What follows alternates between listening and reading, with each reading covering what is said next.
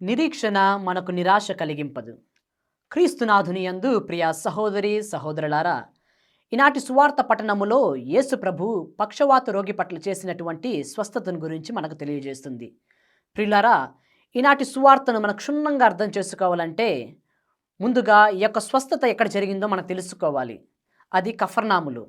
మరి కఫర్నాము అంటే ఏమిటో ఇప్పుడు తెలుసుకుందాం. హీబ్రూ భాషలో కఫర్ అనగా గ్రామము, మరియు నాహూమ్ అనగా కన్సోలేషన్.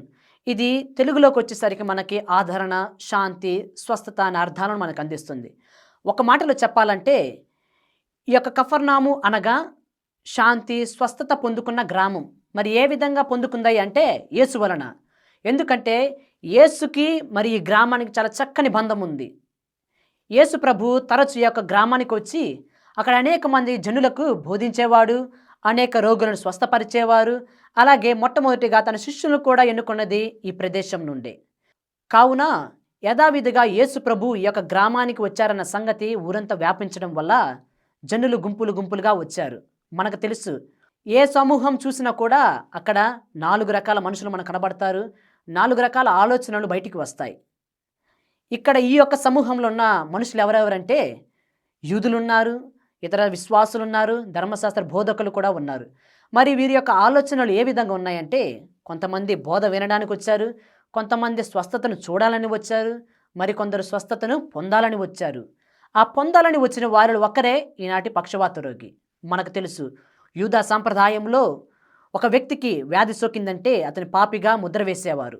నిర్గమకాండము 34వ అధ్యాయము 7వ వచనము మరియు యోహాను సువార్త 9వ అధ్యాయం 2వ వచనం మనం చూసుకున్నట్లయితే శిష్యులు అంటారు యేసు ప్రభుతో, ప్రభువా, ఇతడు గుడ్డివాడిగా పుట్టుటకు ఎవరు కారణము, ఎవరు పాపము చేశారు అని. అప్పుడు యేసు అంటారు, దేవుని కార్యాలు ఇతనిలో బయలుపడుటకై ఇతడు గుడ్డివాడిగా పుట్టాడు అని. ఇక్కడ మనం తెలుసుకోవాల్సిన విషయం ఏమిటంటే, అవయవాలు లేనివాడు కాదు అవిటివారు. జీవితంలో ఆశను కోల్పోయి దేవుని మీద ఆశను కోల్పోయిన వాడే అవిటివారు. ఆ అవిటివారు ఎవరో కాదు, ధర్మశాస్త్ర బోధకులే. ఇలాంటి వారి కోసమే ప్రార్థించమని తల్లిశ్రీ సభ మనందరూ కోరుతుంది. ఈ సంవత్సరాన్ని ప్రత్యేక విధంగా జూబిలీ సంవత్సరంగా కొనియాడుతున్నాం.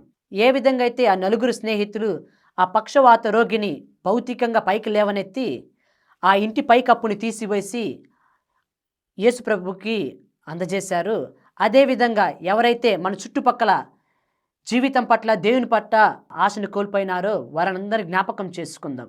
మనకు మనమే అలాంటి వారిని అందరినీ పైకి లేవనెత్తుదాం. యేసు ప్రేమను అనుభవించడానికి వారికి సహాయపడదాం. ఆమేన్.